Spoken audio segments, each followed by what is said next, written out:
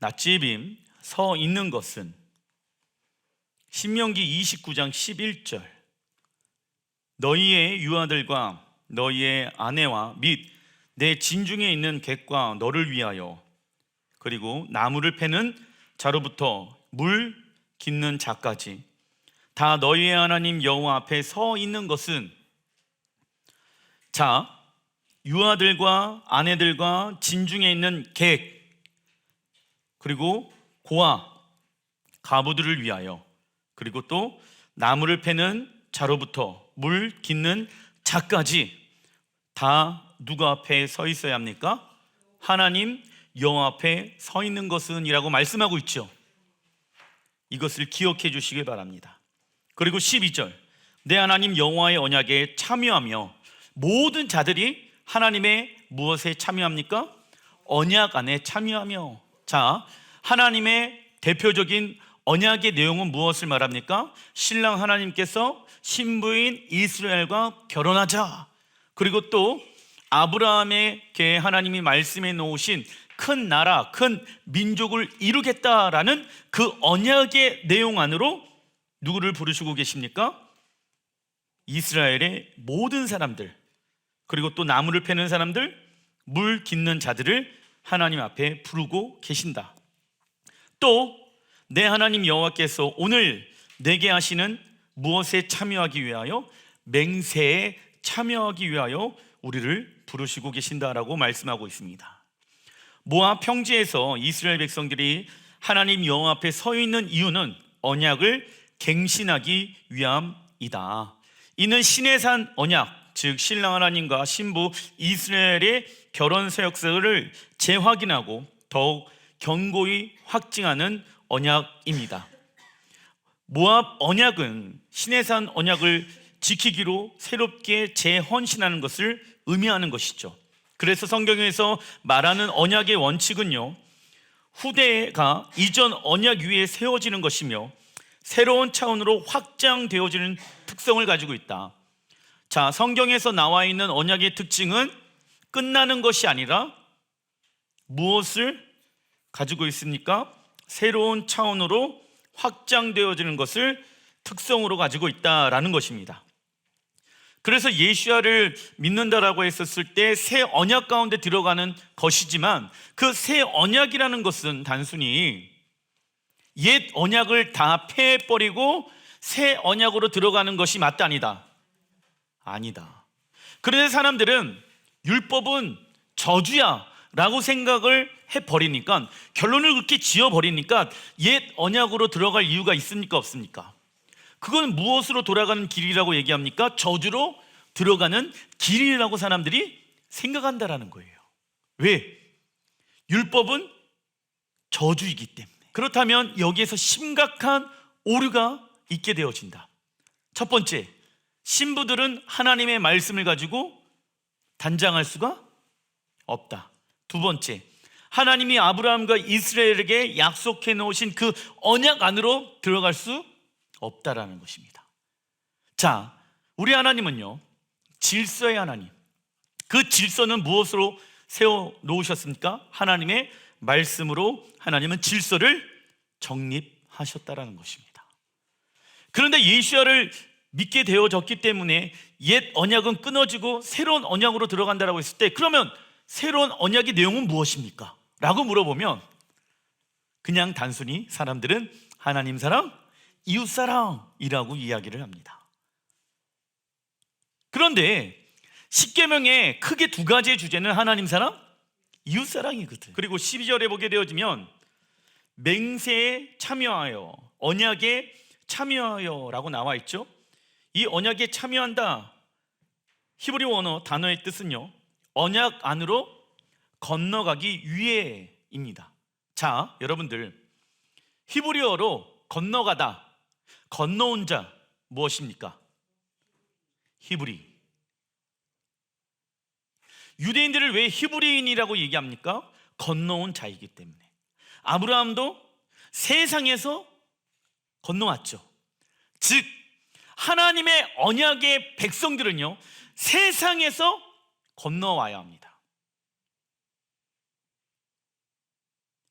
생각과 마음만 건너오는 것이 아니라 모든 생활의 패턴과 삶까지 다 세상과 구별되어진 거룩한 삶을 살아가야 합니다. 세상의 반, 또 하나님 나라의 반 걸쳐 있으면 안 된다. 완벽하게 건너온 자가 되어야 하는 것이죠. 그래야지 어디 안으로 들어갈 수 있습니까? 하나님의 언약 안으로 부르심을 받을 수가 있다.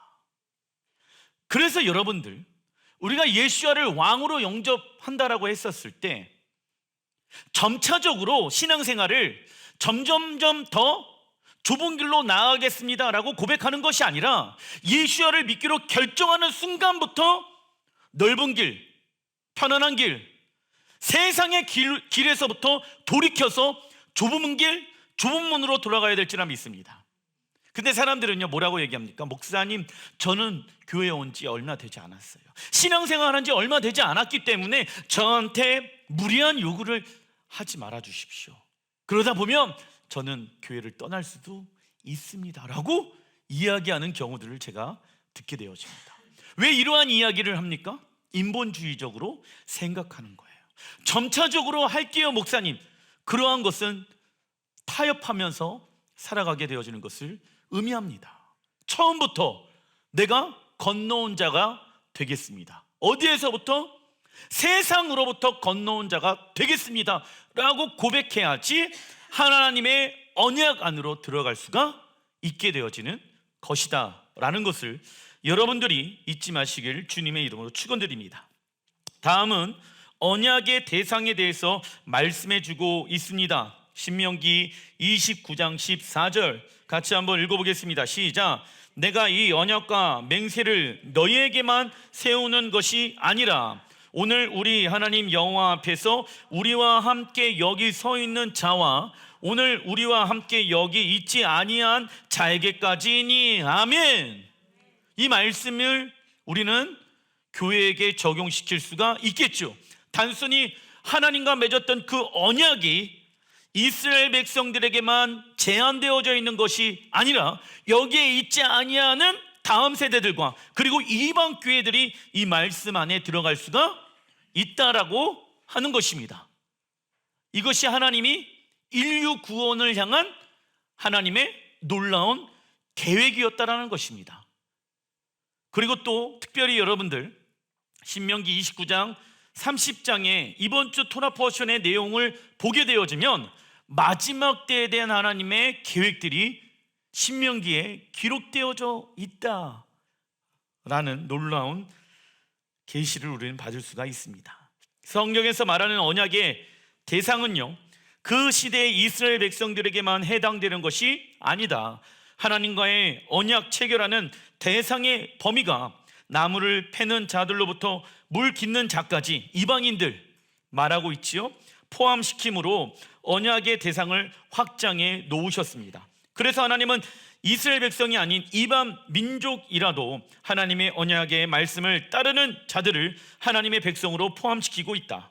그러므로 예수와를 믿는 우리는 아브라함의 자손으로 아브라함에게 약속하신 유업을 얻을 수가 있으며, 자, 시내산 언약 가운데 하나님이 이스라엘 백성들과 결혼하자라고 하는 그 언약과 우리가 체결되어질 수 있다라는 것입니다. 그래서 우리는 신부이며 하나님은 우리의 신랑이 되신다라고 여길 수가 있다. 그것이 갈라디아서 3장에 기록되어진 핵심적인 내용이죠. 자, 이것을 믿는다라고 하면 사도 바울이 무엇을 하라고 말씀하고 있습니까? 갈라디아서 3장의 말씀을 이야기하면서 너는 그리스도와 함께 십자가에 죽었다. 이제 사는 것은 너를 위하여 사는 것이 아니라 살아계신 하나님의 아들을 믿는 믿음에서 사는 것이다. 왜? 언약의 체결이 되어졌기 때문에. 그래서 이제 세상에서 건너와야 한다. 히브리인이 되어야 한다 라고 말씀하고 있습니다. 그러나 우리가 이 언약을 깨트리면 하나님으로부터 끊어지는 저주, 자, 이것을 갈라디아서에는 뭐라고 이야기하고 있냐면 적어놔 주십시오. 율법의 저주. 하나님으로부터 끊어지는 저주, 무엇을 하게 되어졌을 때, 우리가 하나님의 말씀에 불순종하게 되어졌을 때 하나님과의 관계가 끊어지죠. 그래서 율법으로부터 오는 저주를 받게 되어진다. 즉 율법을 어길 때 따라오는 저주를 뭐라고 이야기합니까? 율법의 저주라고 이야기한다고. 그런데 이러한 의미를 알지 못하고 단순히 율법의 저주라고 사람들은 해석을 하면서, 야, 토라에 나와 있는 것은 율법의 저주야, 이렇게 해석. 하지만 율법의 저주 가운데 있는 우리를 예수와의 십자가의 능력으로 우리를 다시 새롭게 하나님의 언약을 맺게 하셨죠. 그러나 우리가 조심해야 할 것이 있습니다. 신명기 29장 18절, 너희 중에 남자나 여자나 가족이나 집하나 오늘 그 마음이 우리 하나님 여호와를 떠나서, 마음이 누굴 떠난대요? 여호와 하나님을 떠나서. 자, 우리의 마음이 하나님을 떠날 때가 있습니다. 언제일까요? 자, 하나님의 말씀이 우리 안에 있어야 되는데 하나님의 말씀이 아닌 곳에 가 있어요. 세상에 가 있어요. 그것을 하나님을 떠난 것이라고 얘기한다. 마음의 중심 가운데 하나님의 말씀이 있어야 되는데 하나님의 말씀이 있는 곳에 내가 있는 것이 아니라 세상 가운데 내 마음이 있으면 여호와를 떠난 게 되어지는 것이다. 그리고 또 뭐라고 말씀하고 있습니까? 그 모든 민족의 신들에게 함께 가서 섬길까 염려하여 독초와 쑥의 뿌리가 너희 중에 생겨서라고 나와 있습니다. 우리가 하나님의 언약을 어기고 우상 숭배하게 되어졌을 때 우리의 마음에는 무엇이 자라나게 되어집니까? 독초와 쑥의 뿌리가 생겨나서 하나님을 떠나게 되어 있습니다. 히브리서 12장 15절에 보게 되어지면 너희는 하나님의 은혜에 이르지 못하게 하는 자가 없도록 하고 또 쓴 뿌리가 나서 괴롭게 하여 많은 사람이 이로 말미암아 더럽게 되지 않게 하며라고 말씀하고 있습니다. 쓴 뿌리는 우리 안에 무엇으로 나타납니까? 원망과 분노와 미워하는 마음으로 인해 우리의 영과 혼과 육체가 어떻게 되어집니까? 더러워지기 시작한다. 그 결과 쓴 뿌리를 가지고 있는 사람들은 성령의 열매를 맺을 수가 없지요. 성령의 열매는 무엇을 의미합니까? 하나님의 신성한 성품. 하나님의 신성한 성품. 목사님, 제가 왜 이러한 성품이 되어졌는지 아십니까? 쓴 뿌리가 내 안에 있기 때문에 그러합니다. 사람들은 자기가 어떠한 일 때문에 육체의 열매를 맺고 있는지에 대해서 이야기합니다. 목사님, 어렸을 때 부모님에게 이러한 대우를 받았기 때문에 내가 이러한 삶을 살 수밖에 없습니다. 예, 그 문제에 대해서 파악하고 있고 알고 있는 건 너무나도 중요합니다. 왜? 그 쓴뿌리를 뿌리채 뽑아내기 위하여 그 내용을 알고 있어야 한다. 그러나 그 쓴뿌리가 방어적인 신앙생활을 하게끔 만들 수가 쓴뿌리에서 흘러나오는 쓴물은 자신만을 괴롭게 하는 것이 아니지요. 전염성이 있어서 많은 사람들을 힘들게 한다. 자, 여러분들, 이 언약의 내용은요, 한 사람 개인에게만 해당되어지는 것이 아니라 이스라엘 백성 전체들을 하나님이 언약을 맺고 있죠. 그 공동체 안에 그 한 사람의 쓴뿌리로 말미암아 공동체가 어떻게 되어진다? 죄로 물들 수가 있다라는 거예요. 가정 안에서도 마찬가지 아니겠습니까? 엄마 아빠의 쓴뿌리 때문에, 상처 때문에 자녀들이 또 고통을 받을 수도 있겠지요. 이처럼 우리는 원래 척박한 이 땅에서 상처와 수치심과 쓴뿌리와 두려움으로 만들어진 토양에 우리의 마음의 뿌리를 내렸습니다. 그러나 하나님은 척박한 이 땅에서 있는 우리를 사랑의 토양으로 만들어진 곳으로 옮겨주셨다. 물론 식물을 다른 곳에 옮겨 심는 것은 식물에게 아주 고통스러운 과정입니다. 그래서 하나님의 사랑으로 만들어진 토양에 뿌리를 내리는 것이 불편할 때도 있고 어색할 때도 있습니다. 그러나 하나님의 사랑은 우리를 자유케 하며 우리가 익숙해 있는 길보다 더 좋은 길로 우리에게 예비해 놓으셨으며 우리에게 새로운 생명을 주십니다. 할렐루야. 그리고 하나님의 맺은 언약의 내용의 핵심은 무엇이냐면 하나님의 말씀에 순종하면 무엇을 받습니까? 축복을 받을 것이고 하나님의 말씀에 불순종하게 되어지면 무엇을 받는다? 저주를 받는다라고 말씀하고 있습니다. 그러나 우리가 간과하는 것이 있죠. 하나님은 어떠한 하나님이십니까? 축복의 하나님이시고 저주의 하나님이 아니라는 것입니다. 그러나 어떠한 이들은 예수야를 믿었기 때문에 죄를 지어도 나는 하나님의 축복을 받을 것이라고 생각합니다. 예수야를 믿는다라고 해갖고 죄를 마음껏 지어도 되는 것이 맞습니까? 아닙니까? 아니다라는 거예요. 그런데 이 시대 많은 목회자들과 교회를 다니고 있는 사람들이 이 잘못된 근거를 가지고 신앙생활을 하기 때문에 하나님이 나에게 복을 주시길 원하시지, 하나님은 나에게 무엇을 주지 않길 원하십니까? 저주를 주지 않길 원하신다라고 믿고 있다는 거예요. 누가 원하는 대로 그 하나님을 믿고 있는 것입니까? 내가 원하는 대로 하나님을 믿고 있는 결과의 모습인 것입니다. 신명기 29장 27절 시작. 이러므로 여호와께서 이 땅에 진노하사 이 책에 기록된 모든 저주대로 재앙을 내리시고, 우선 여기까지. 자, 여러분들, 하나님은 이 땅을 심판하게 되어졌을 땐 무엇의 기준을 가지고 이 땅을 심판하십니까?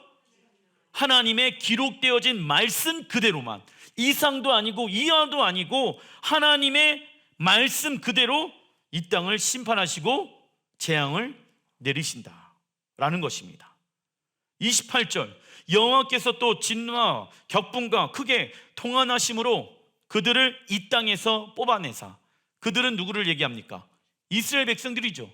하나님의 언약의 땅, 약속의 땅에서 이스라엘 백성들을 어떻게 하신대요? 뽑아내셔서 다른 나라에 내던지심이 오늘과 같다 하리라. 아멘. 자, 이 당시에는요 아직 약속의 땅에 들어가지 않았습니다. 그런데 하나님이 이스라엘 백성들에게 미리 예언하는 거예요. 너희들이 만약 나의 말씀을 지켜 순종한다라고 하면 복을 받을 것이야. 그러나 너희들이 만약 나의 말에 순종하지 않냐고 불순종하게 되어지고 하나님을 마음에서 떠나 너희들의 마음이 쓴뿌리와 독초로에 의해서 사로잡혀 있다라고 하면은 너희들은 그 약속의 땅에서 어떻게 되어진다? 뽑아내서 다른 나라에 던지게 되어질 것이다. 다른 나라에 어떻게 되어진다? 흩어지게 되어질 것이다. 미리 하나님이 무엇을 하고 계십니까? 예언에 경고하고 계시는 것입니다. 그런데 이스라엘 백성들은요 뭐라고 얘기하는지 아십니까? 호세아서에 종교적 행위를 하고 있어요. 그러니까 마음을 떠난 종교적 행위를 하고 있는 거야. 하나님을 만나고자 하는 사모함과 갈망함 없이 그냥 종교적인 행위를 하면서 여호와를 알자, 심써 알자. 성전에 나와서는 주여 주여 하고 있는데 실생활에서는 하나님을 떠나서 살아가고 있고 이방신들을 따라 섬기고 있다라는 거예요. 그러니까 무슨 얘기냐면 이방신들을 섬긴다라고 했었을 때 성전에서 물론 돼지 피와 뭐 또 이방의 우상들을 섬기고 절했던 모습들도 있었지만 이스라엘 백성들의 삶의 즉 라이프 스타일이 이방 사람들과 동일하게 살아갔다라는 거예요. 거룩하지 않았다. 그들과 분리되어진 삶을 살아가야 하는데 그들과 동일한 삶을 살고 있었다라는 거예요. 왜냐? 보기 좋은. 하나님은 이스라엘이 언약을 버리고 다른 신을 따르게 되어진다라고 하면 책에 기록된 모든 저주대로 재앙을 내리시고 땅에, 약속의 땅에 뽑아내어 다른 나라에 내던지실 것이라고 말씀하십니다. 이스라엘은 이 말씀을 철저하게 경험하게 되어진다. 먼저 바벨론으로부터 시작하여 로마 그리고 독일의 홀로코스트 반유대주의를 통해 하나님의 저주를 경험하지요. 즉 이스라엘의 역사는 언약을 어김으로 약속의 땅에서 이방 땅으로 계속 쫓겨났습니다. 그리고 아담과 하와가 에덴 동산에서 쫓겨났던 이유도 무엇을 깨트렸기 때문입니까? 하나님의 언약을 깨트렸기 때문입니다. 이처럼 신명기 27장부터 29장의 저주의 예언은 실제 이스라엘의 무엇이 되어버렸습니까? 역사가 되어버렸다. 그러나 이 말씀은 아직도 무엇합니까? 유효하다. 우리에게도 유효한 것입니다. 단락 2번 신명기 30장 1절. 내가 내게 진술한 모든 복과 저주가 내게 임함으로 내가 내 하나님 여호와로부터 쫓겨간 모든 나라들 가운데 이 일이 마음에서 기억이 나거든. 2절, 너와 내 자손이 내 하나님 여호와께로 돌아와 내가 오늘 내게 명령한 것을 온전히 따라 마음을 다하고 뜻을 다하여 여호와의 말씀을 청종하면 너희들이 돌아올 때가 올 것이다. 지금 이 시대에 이 말씀들이 성취되고 있죠. 이스라엘 백성들이 돌아오다, 테슈바, 돌아가다. 어디로 돌아갑니까? 약속의 땅 예루살렘으로 지금 열방에 흩어져 있는 유대인들이 돌아온다. 하나님의 말씀이 성취되어져 가고 있는 시대에 우리는 살고 있다. 그것이 신명기 30장에 기록되어진 핵심입니다. 돌아오다. 무엇을 얘기합니까? 테슈바. 자, 돌아와 히브리어로 슈브 뜻은요, 적어놔 주십시오. 돌아가다, 회개하다. 그리고 히브리어 회개의 명사는 테슈바, 슈브. 그런데 그 앞에 테가 붙은 거죠. 세례 요한은 유대인들을 향하여 슈브, 하나님의 말씀으로 돌아가자라고 이야기했죠. 왜 우리가 하나님의 말씀으로 슈브 해야 합니까? 우리는 거룩한 신부로 부르심을 받았고 이스라엘 백성들에게 말씀해 놓고 계시는 그 언약의 대상이 우리에게까지도 왔기 때문에 우리는 주님의 거룩한 신부입니다. 그 신부들은요, 하나님의 말씀으로 단장해야 된다는 거. 그것이 무엇입니까? 회개라는 거예요. 회개. 그래서 마지막 때 저는요, 모든 교회와 예수야를 믿고 있는 사람들에게 이 말씀을 동일하게 세례 요한처럼 회개합니다. 하나님의 나라가 이 땅을 향해 곧 오고 있습니다. 하나님의 나라는 우주의 어느 별에 있는 것이 아니라 하나님의 나라는 이 땅에 완성되어질 것입니다. 그 나라를 위하여 회개합시다. 그런데 이러한 이야기를 하는 목회자들이, 성도들이 많지가 않아요. 왜? 이러한 얘기를 하면은 사람들에게 오해를 받고 이상한 이야기를 들을 수도 있기 때문에. 근데 예수야가 오실 때 제2의 세례 요한이 일어나야 한다라고 저는 생각합니다. 그냥 단순히 우리 회개합시다, 주여 한번 부르고 기도하겠습니다, 이거 아니에요. 물론 마음에서부터 회개가 일어나야 합니다. 그러나 마음에서부터만 일어나는 것으로 끝나는 것이 아니라 어디까지? 생각과 마음과 삶까지 하나님의 말씀으로 돌이켜야 된다는 거예요. 그리고 아까 제가 말씀드렸던 생각과 마음, 왜 하나님의 말씀으로 돌이켜야 됩니까? 쓴뿌리와 독초가 나를 하나님의 말씀에 순종하지 못하게끔 만들잖아. 왜 우리가 하나님의 말씀에 순종하지 못하고 있습니까? 쓴뿌리와 독초가 내 안에 자라나고 있기 때문에. 그 결과 하나님의 말씀에 순종하지 못하게 되어진다. 그러면 그것을 어떻게 해야 됩니까? 끝까지 주작해서 뿌리채 뽑아야 한다는 거예요. 신명기 30장 3절, 너희를 긍휼히 여기사, 하나님이 이스라엘 백성들을 무엇하사? 긍휼히 여기사 포로에서 돌아오게 하시되라고 나와 있죠. 자, 놀랍죠? 세계 2차 대전 때 독일에게 붙잡힌 이스라엘 백성들이, 포로된 이스라엘 백성들이 어디로 돌아오사? 약속의 땅으로 돌아오게 하시고, 그죠? 그냥 갑자기 전 세계 열방 가운데 있었던 유대인들이 갑자기 약속의 땅으로 돌아온 것이 아니라 이스라엘 백성들이 열방에 무엇 되어졌을 때, 포로 되어졌을 때 그들을 돌이킬 것이다. 그게 1948년도에 이루어진 거야. 그러니까 여러분들 생각해 보세요. 애들한테 이 얘기를 해주면서, 야, 하나님은 지금도 살아 역사하신다. 내 하나님 여호와께서 흩으신 그 모든 백성 중에서 너를 모으시리니, 5절, 내 하나님 여호와께서 너를 내 조상들이 차지한 땅으로 돌아오게 하사 내게 다시 그것을 차지하게 하실 것이며, 이 말씀의 성취가 지금 막 일어나고 있죠. 여호와께서 또 내게 선을 행하사 너를 내 조상들보다 더 번성하게 하실 것이며, 내 하나님 여호와께서 내 마음과 내 자손의 마음의 할례를 베푸사, 무엇을 베푸신대요? 마음의 할례를 베푸사 너로 마음을 다하여 뜻을 다하여 내 하나님 여호와를 사랑하게 하사 너로 생명을 얻게 하실 것이며, 이스라엘 백성들이 무엇을 얻게 되어진다? 생명을 얻게 되어지고 마음의 할례를 얻게 되어진다라고 말씀하고 있죠. 자, 퀴즈. 생명은 누구를 통해서 얻게 되어집니까? 그죠? 그러니까 뭐예요 지금? 이 신명기 이번 주간 토라 포션 한 사람들은 이거 알았을 거야. 슈브, 이스라엘 백성들이 열방에서 포로되어졌던 이스라엘 백성들이 돌아오고 약속의 땅으로 돌아오고 마지막 때 그들이 마음의 할례를 받아. 누구를 통하여서? 예수야를 통해서 마음의 할례를 받고, 그리고 그들이 무엇을 얻게 되어진다? 생명을 얻게 되어진다. 그 일이 이루어지는 때가 언제입니까?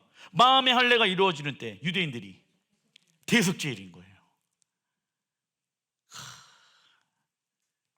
신명기에 이런 하나님의 계획이 있다는 것입니다. 그리고 여호와를 사랑하게 되어진대. 마지막 때 열방 가운데 흩어져 있었던 유대인들을 하나님은 다시 약속의 땅으로 적어놔 주십시오, 돌아오다 대슈바 하는 것을 예언하고 있습니다. 그것을 알리야라고도 이야기하죠. 알리야는 올라가다. 어디로? 시온산으로. 우리는 신명기 30장에 나온 이스라엘의 회복에 대한 말씀의 성취의 때에 살고 있습니다. 그리고 6절에 유대인들이 약속의 땅으로 돌아와 마음의 할례를 행하여 마음과 뜻과 힘을 다하여 하나님을 사랑하게 하시고 생명을 얻게 하실 것을 약속하고 있습니다. 마음의 할례란, 읽어보겠습니다. 시작. 육으로 살아온 삶을 예수와의 십자가에서 잘라버리고 하나님의 백성이 된 것을 믿는 것입니다. 골로새서 2장에 나와 있죠. 그래서 마음의 할례는 오직 누구를 통하여서만이 가능합니까? 예수야를 통해서만이 가능하다. 즉 열방에 흩어져 있었던 유대인들이 다시 약속의 땅으로 돌아와서 테슈바하며 그들이 예수야를 믿어 마음의 할례를 받는 것을 신명기 30장에 예언하고 있는 것입니다. 그 일들이 마지막 때에 이루어지며, 아까 제가 말씀드렸던 이거에 대한 회개하라 천국에 가까이 왔느니라 라는 메시지가 유대인들에게 전해져야 하며 이방 교회들에게도 전해져야 하는 것이다 라고 저는 보는 것입니다. 이와 동일한 말씀들이 스가랴 12장 10절에 나와 있습니다.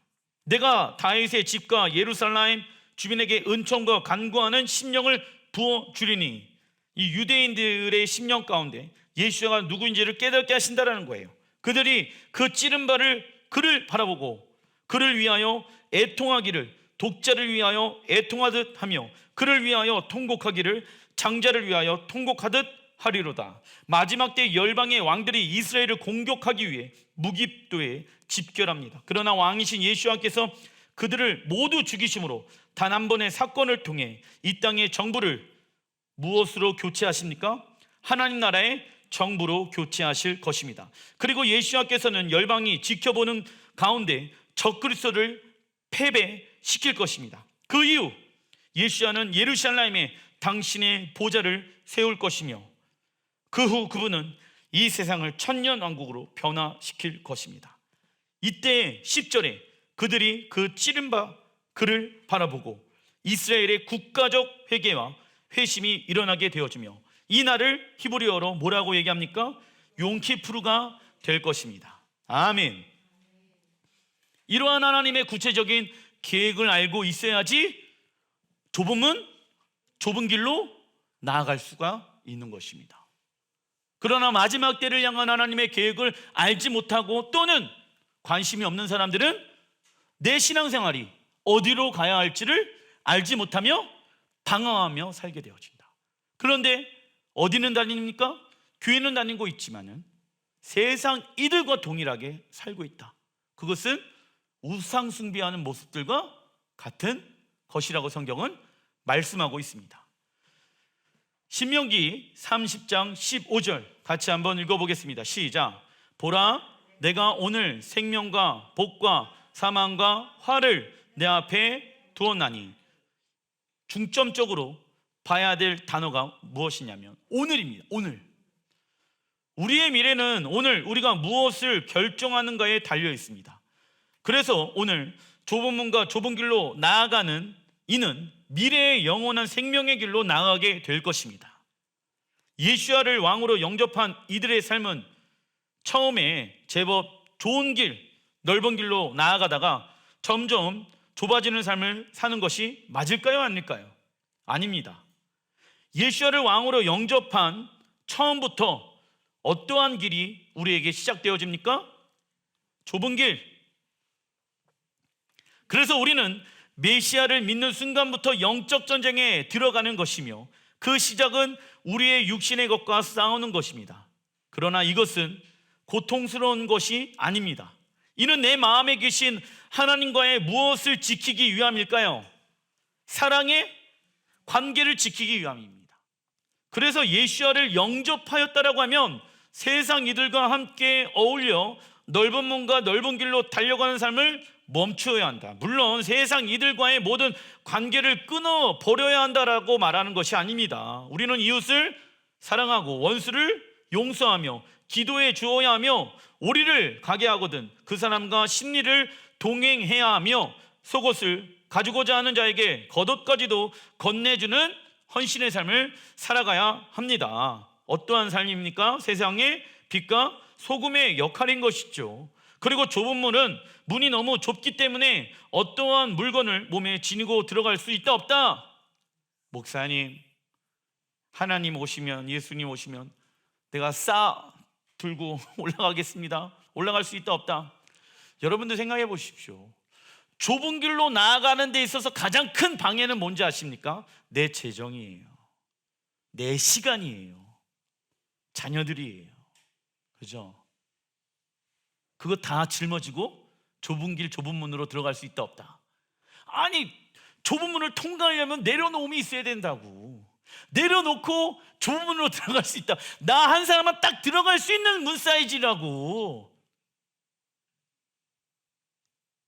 업고 갈 수 있는 게 있다 없다? 재정, 시간 이런 거 내가 업고 갈 수 있다 없다? 내려놔야지 그 좁은 문으로 통과할 수 있다고요. 그죠? 근데 같이 가자.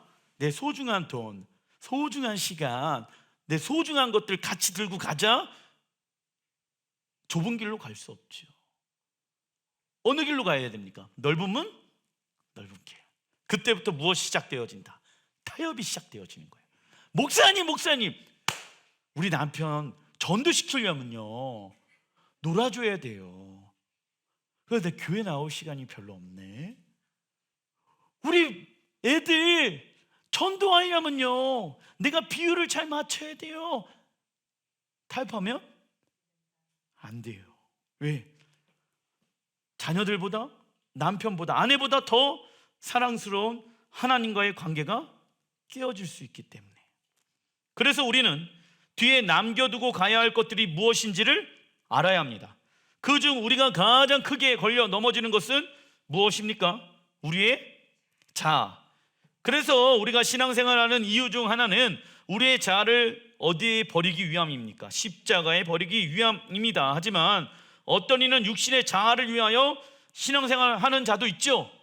육신의 자아 때문에 어디 가고 싶어요? 천국에 가고 싶어요. 천국도 육신으로 만들어 놓은 곳이라고 생각한다고. 지옥보다 나으니까. 그래서 어디 가고 싶어 하니까 신앙생활 할까요? 천국 가고 싶어 하니까 육신적으로 신앙생활 하는 사람들도 있다라는 거예요. 잘못되어졌죠. 그러나 우리가 예수와 함께 십자가에 죽고 부활하게 되어졌을 때 괴롭고 재미없는 삶을 사는 것이 아니라 오히려 하나님의 나라의 영광과 기쁨을 미리 맛볼 수 있습니다. 어디에서요? 이 땅에서.